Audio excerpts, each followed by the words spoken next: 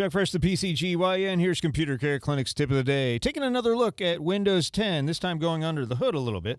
And my kids' most important question, does Minecraft work on Windows 10? Well, I don't know. Let's give it a shot.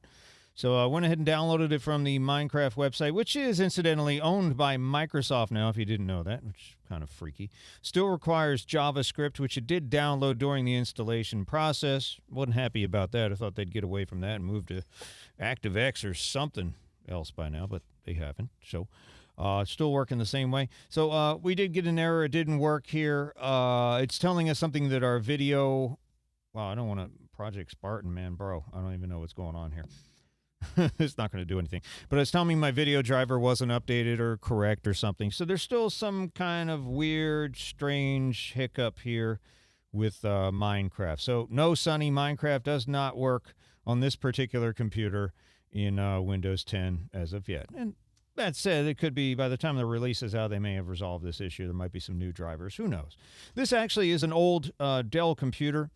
It shipped with Windows 7, I believe. And so it's a significant update here. And again, we're running the tech preview. So all the settings still kind of weird. I was looking in here to see if I could find some kind of setting, find out where's the driver on this thing, man. And find the display adapter properties and, like a device manager kind of thing. And it's telling me it did identify it. It's an onboard Intel chip. It looks like it's the correct chipset. The driver is old as dirt, but so was it in Windows 7, which it did work under Minecraft. So apparently there's some kind of bogus thing with drivers. I could put a video card in here, but that just defeats the whole purpose. I just want to see if this thing is compatible with current applications. So good news is everything I've thrown at this thing has appeared to have worked except for Minecraft. I was able to get Google Chrome installed today through Project Spartan, which I understand is being rebranded as something else. There's a new type of Internet Explorer. I don't remember off the top of my head what that thing's called. Haven't had Cortana yet. Tried Cortana. Tried a Corona. That sounds really good right now. With a lime, please. You know why they put the limes in Coronas? It's to keep the bugs out. You didn't know that, did you? Anyway, so... I minimized all my little tiles here, and it's a lot more tidy now when you make them a little smaller. But this thing's still quite annoying, this little app thing. And if you right-click on the Start button, yes, there is a Start button. You're going to get the more traditional things like Control Panel and some of the things that are still under the hood here, surprisingly enough, in Windows Windows 10. And this is how you send them to your desktop. So you have to actually search for them and then open the file location. Then you can right-click on them and throw them on your desktop or do whatever you want to do with this stuff. So that's kind of cool. I did pin it to my Start menu, but for some reason they refuse. It's like, no soup for you. You cannot put Internet Explorer on your Start button. No. However, if you do find the actual file location, you can throw it on your desktop, which is cool. Now, Internet Explorer will, as far as I know, will ship with Windows 10. However, there's this new deal, and this Microsoft Edge thing. So it's supposedly in the latest preview, although some reason my update didn't install this guy yet. So I'm not sure what the deal is going on here. So it's going to be called Edge, and it'll have a funny-looking E, and apparently you'll still have Edge and Internet Explorer. I don't know if Spartan is the same thing. Spartan was a code name, but we'll find out when we get a little bit further down the road. It doesn't matter.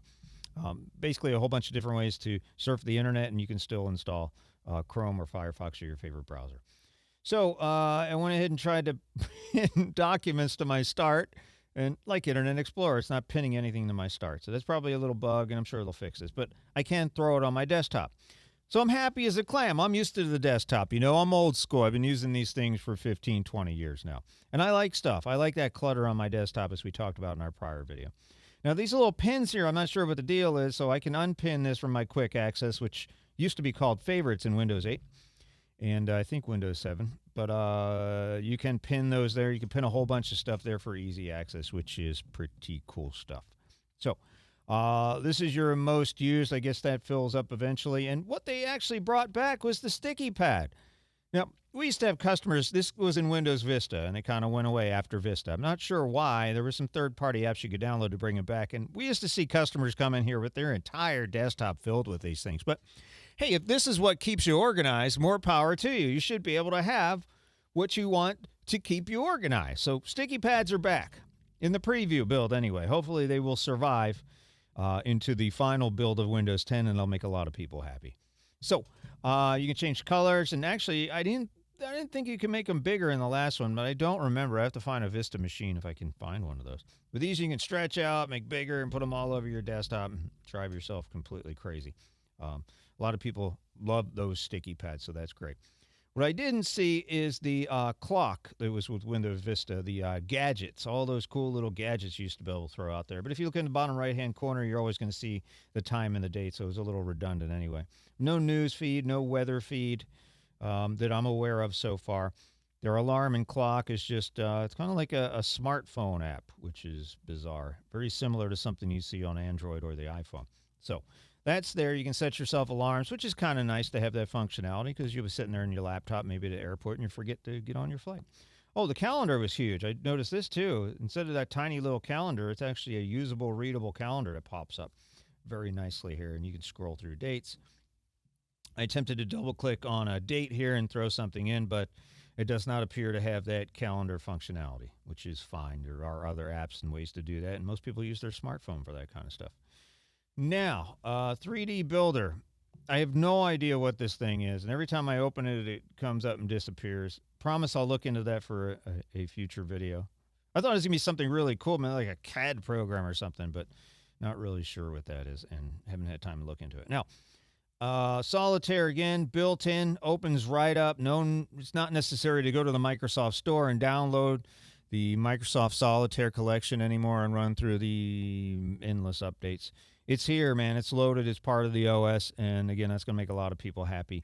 And all the variants are here, and that's pretty cool. I don't believe you have to log into a Microsoft account. You can play this as a guest now, and that drove a lot of people crazy, too. I'm like, wow, I have to log into a Microsoft account to make a Solitaire? And yeah, that drove people nuts, so I'm glad that's gone. I don't even know how to play Solitaire, nor do I have time to play Solitaire. For those of you who have time to play Solitaire, brother, more power to you. Now, another interesting thing here about Windows 10 is the Mail application appears to work with POP accounts, which is very nice. So it looks like it's a little more fully featured than the Windows 8 version of it. You can do your POP accounts in here. It looks like you can put IMAP accounts in here, as well as your Gmail, Hotmail, Yahoo. So now you can really put everything in one place. But before, you know, put Exchange accounts in here too, which is very, very nice. Before that, you had to go to Windows Live Mail and download that as a separate application. And that was kind of a pain in the butt. So, but you can put your POP accounts in here, your cable accounts, your AT&T accounts, your Roadrunner accounts, Verizon accounts, all that stuff. So it's a nice little repository where you'll be able to throw all your email into one place and have a colossal mess, just like usual. So that's pretty cool. You could still, of course, use Microsoft's Office and Outlook. And I believe, although I didn't try it, and somebody else correct me if I'm wrong, you probably use Thunderbird on this too. I think Thunderbird 17 is still available, and it should run on here as long as Firefox does. Shouldn't be a problem. So yeah, you can key in all your SMTP settings and all this SSL stuff, all easily accessible. It makes a lot more sense. Some of the popular accounts it'll probably go and look up automatically, which it did in Outlook, so that's pretty cool. So I went in to look at the mail interface, and it's actually got the O symbol for Outlook, which is kind of cool. So maybe it's borrowing something from Outlook 2013, which is cool because it's a pretty neat program. You see it's all monochrome. Not a lot of clutter along the top. I couldn't see a print button, which was weird, which I was able to install a printer on this guy, which was pretty helpful. Instead of the virtual machine, I actually loaded it onto an actual computer connected to the network. So what I didn't notice here was any space for an address book. So I went through this whole thing here, and this is all your accounts. I thought this would be contacts, but it looks like it's just you can pull up your individual email accounts if you have more than one here. And this has some kind of calendar click-on thing. The smiley butt here, I'm not sure exactly what was going on. And you can synchronize calendars too, which is kind of nice. If you have a Google Calendar, an Exchange calendar, you can throw that on your computer and synchronize that. This is just Windows feedback, the little smiley face. It should have been a frown. That's just my personal opinion. And here's your settings button for the entire mail application. Again, no indication of an address book here, so this is kind of weird to hunt all over the computer to find where that is. And I guess as it is with Windows 8, it is probably called People. And sure enough, after a little poking and prodding around, I found that's where it was. And then I still wasn't able to integrate the People application with the Mail application. I'm sure that's coming. It may be an oversight. It may be me just being a goofball. But it wasn't here in this particular preview. But then again, I didn't have anybody in the context section. So here's your options here. Nice little fully featured deal, including diagnostic logging. Not sure why you'd need that in Mail. Maybe if there's a problem with your POP server, somebody could take a look at that who knows a little bit more than you or I and be able to fix that out. So, all right, so let's take a look at our. See, I've tried to click on the 2, where normally you click on the 2, or even just start typing in an address. But again, I didn't have any addresses here, so I couldn't find a link to the address book. But that may be because I didn't have anything here. So let's take a look at the People app. All right, poking around, here's the People app on the Start menu, and this is where you should be able to synchronize everybody you've ever met in your entire life. And supposedly you can put your Facebook accounts in here, your Gmail accounts, your contacts from just about anything. And I just wanted to enter one person in here to see if there was integration with that Windows Mail account. And make a long story short, there wasn't. So I was able to put one person in there, bob@bob.com. I hope there's not really a bob@bob.com. He's going to get a crap load of spam if he hasn't already. He's probably driven himself nuts. Or moved to Iceland or something. No, they have email in Iceland. I'm not sure where you don't get email these days. So it went back to the Mail application, which was, under all applications. I should have created a shortcut here. Actually, there is one there, the little envelope. This the detriment of the small icons. You can't tell what they are until you're used to them, until you know that little envelope means mail. So I clicked on 2 again, and once again, I could not get integration naturally with the... Now, with that said, I was able to go back to the People app and double-click on the email address of that dude, and it did give me an option to open mail and then send an email to bob@bob.com. And so I was very happy about that. So if you find your People, double-click. If you just want to fire off an email, it will integrate with the Mail application. Not sure where the address book is, and we'll get to that later. I'm sure Microsoft will get to that later, too. So I've got some formatting options and all kinds of other fun there with Windows Mail, the new Windows 10 Mail application. So looking through some of the other stuff in here, you've got money, music, photos, and it's that same kind of weird photo app where you're supposed to sign into a Microsoft account and put your collection together, and it saves everything across all your devices had you decided to do a Windows phone and all that other stuff. Similar to what Apple's trying to do with the iCloud. They're trying to synchronize everything in one place, which is why Microsoft is probably doing this, which makes a lot of sense, and in a backup sense and in a synchronization sense. So trying to get everything in one place, just like any other provider. And they kind of lock you into their system, their infrastructure that way, to their economy or whatever they're calling that thing these days. So and there's really 3 places to go. You're going to go to Google, you're going to go to Microsoft, or you're going to go to Apple. So you'll be tied into one of those people, and you're going to start paying them some fees, and then you're going to be unlikely to change because all your stuff's in one place, and it's going to be a pain in the butt to move it from one to the other. So I threw my name as Bill Gates. I was going to play around with Cortana here. What is her name? I don't even know who she is. I wish you could change her name. Cortana? I don't know. But it wanted me to sign into a Microsoft account so they could track everything I've ever said to Cortana, whatever her name is. And I decided against that because it made me a little nervous. So, again, the Internet Explorer 11's here. Very happy about that. Tried to pin it somewhere. Can't do it. But here's the search. So if you want to find anything in this guy, you're going to hit this round little circle thing, which is kind of like, I guess, supposed to emulate a magical button.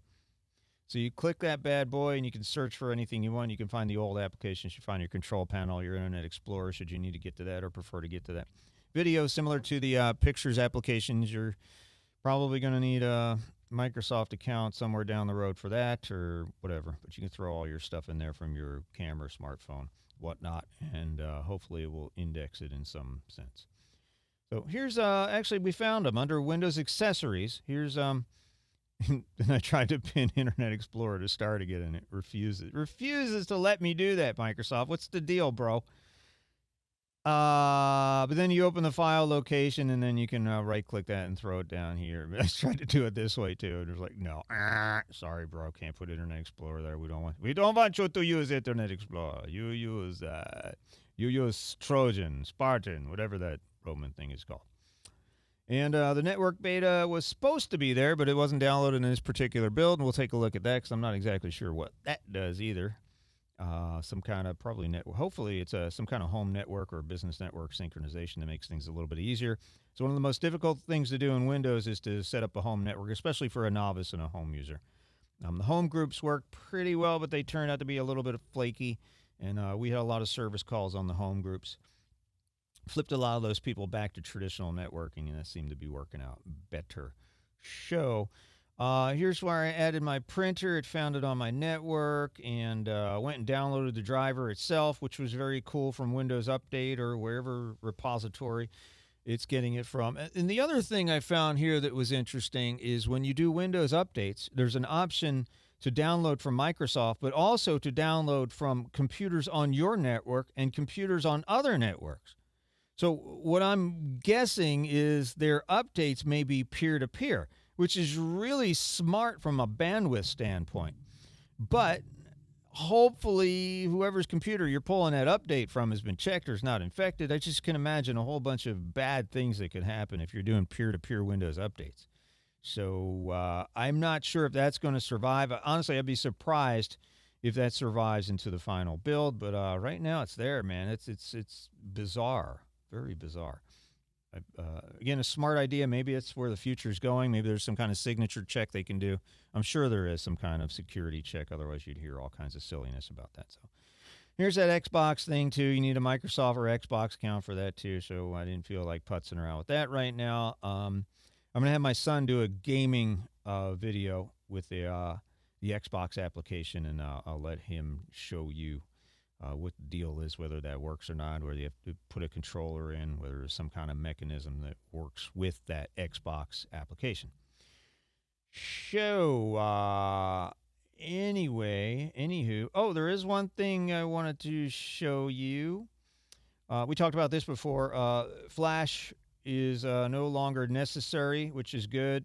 HTML5, any website that has HTML5, including YouTube, HTML5 built-in video capability. So your HTML5 will play videos instead of having to download and consistently update Flash and make a mistake of downloading a fake Flash, which is not a real Flash, which essentially could be malware. So that's gone. That's a real nice thing. Hopefully the same thing will happen with Java, but I'm not sure. Right now, even Microsoft's Minecraft still downloading Java, so that was kind of surprising. So one more thing. Oh, yeah, the start button has a shutdown on it, which is nice. And, here's how to get to part of the control panel, the immersive control panel, whatever that thing is. And you can actually shut down or sign out right here by either left-clicking or right-clicking. This is the right-click interface on the start button. And you can get to all the traditional pages here. Notice there's no benchmarking here in Windows 10. We're used to give you that goofy number at 5.1 all the way from, 1 to 9, whatever it was. That seems to have disappeared or it's somewhere else. So. And again, the power button's right here, real easy to find. Left click brings the graphical user interface. The right click brings up the more traditional words without the funky little buttons. But let me show you one more thing about Windows 10 that you may find interesting. Call me nuts, call me old-fashioned, call me old school. Just don't call me late for dinner. But I wanted to see if this Start 8 button was going to work in Windows 10.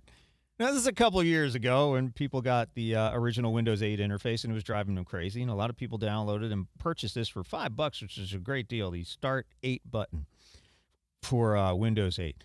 Now, with Windows 8.1, it got a little bit better. You're able to navigate a little more, the way you were used to. So it wasn't as critical in 8.1 as it was in 8. Otherwise, if you're completely lost like I was, man, this start button saved your butt. Now, I wanted to see if it worked, if Start 8 worked in Windows 10. So we went to the Start 8 website. It sends you out to download.com at CNET, and downloaded it and ran it. And, well, to make a long story short, it does work in Windows 10. And it works pretty darn well. But once I was able to activate this and got it all installed, and I cut all that stuff out of there for you because it was a pain in the butt. But, yep, it did work, and I was able to customize my image and my background, and I just wanted to make it hot pink to see what would happen. It'd be kind of weird. I like the orbs. Actually, if you got Start 8 before, they made some changes. Apparently, there was some kind of trademark issue with Start 8, and they couldn't use the old Windows XP or Windows 7 buttons. However, if you did download it before that, and you own an old version, you can actually copy those buttons over to this. You're not supposed to, but theoretically, you could copy that Windows XP and Windows Start button to the program directory and still use those buttons, which a lot of people just prefer. They like the old Windows XP Start button, especially the ironic part of having that in Windows 10 is just even more funny. So there it is, Start button with all your stuff here, and real easy to find all your files and your programs, your control panel. Man, we're back to good old Windows Vista XP 7 familiarity right here. And you have your shortcuts on your desktop and your program files listed neatly here. Here's all the new user interface stuff, and it's just all right here. It's really nice. So Start 8 is working in the preview version of Windows 10, which is awesome. I wouldn't think that it would not work in the release version of Windows 10. So if you're a Start button person, yes, you can still download Start 8 and use your Start button. So I'll go ahead and shut her down with the old-fashioned button, and that's it. There's your Windows 10 under the hood. Please like and subscribe. More videos coming up soon.